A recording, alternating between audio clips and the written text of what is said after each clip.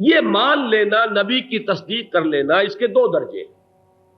ایک سرسری طور پر مان لیا کہ ٹھیک ہے ایسا ہے، زبان سے اقرار کر لیا، آمنت باللہ کما ہوا باسمائہ وصفاتہ وقبلت جمیع احکامہ، اقرار باللسان وتصدیق بالقلب، لیکن دل میں یقین نہیں پیدا ہوا. یہ ایک درجہ ہے. اور دوسرا درجہ یہ ہے کہ دل میں یقین پیدا ہو گیا، وثوق پیدا ہو گیا، پورا اعتماد پیدا ہو گیا کہ ایسا ہے. بس یہ دو درجے جو ہے علیحدہ علیحدہ سمجھ لینے چاہیے، اس لیے کہ بہت سے پیچیدہ مسائل کا حل اسی سے ہوگا. پہلا درجہ ہے قانونی ایمان کا، جس کا تعلق ہے اقرار باللسان سے. دوسرا درجہ ہے حقیقی ایمان کا، جس کا تعلق ہے تصدیق بالقلب سے.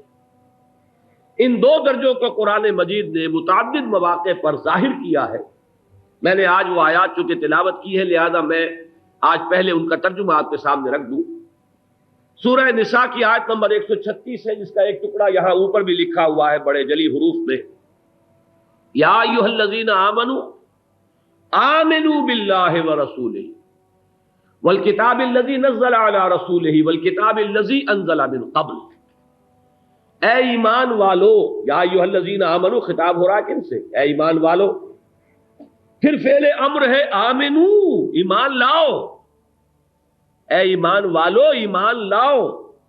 ایک تو یہ نہ کسی کافر سے کہا جا رہا ہو کہ ایمان لاؤ، یہاں خطاب کس سے ہے؟ یا ایھا الذین آمنو، اے ایمان والو، آمنو باللہ ورسولہ، ایمان لاؤ اللہ پر اور اس کے رسول پر، وکتاب الذی نزل علی رسولہ، اور اس کتاب پر جو اس نے اپنے رسول محمد صلی اللہ علیہ وسلم پر نازل فرمائی، والکتاب الذی انزل من قبل، اور اس کتاب پر بھی جو پہلے نازل فرمائی تھی.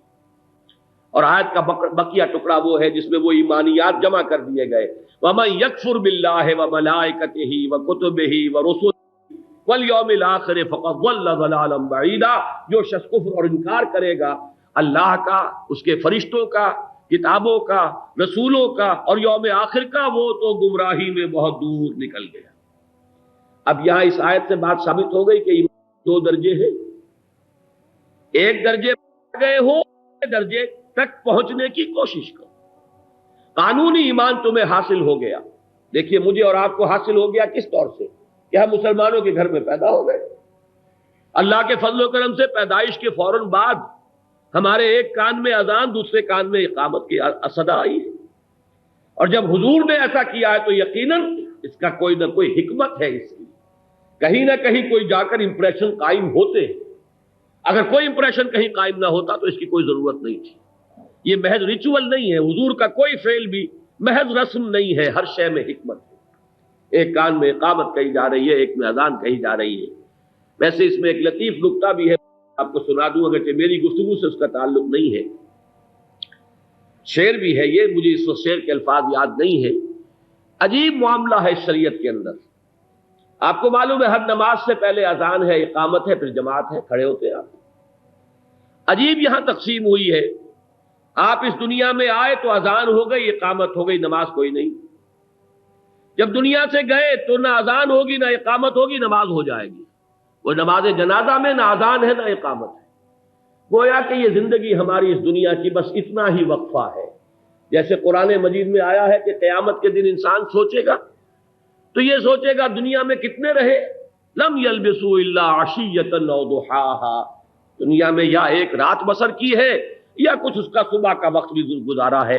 چاہے 100 برس یہاں گزار کر انسان گیا ہوگا، اس دن ایسے محسوس ہوگا کہ ایک دن یا دن کا بھی کچھ حصہ ہم رہے.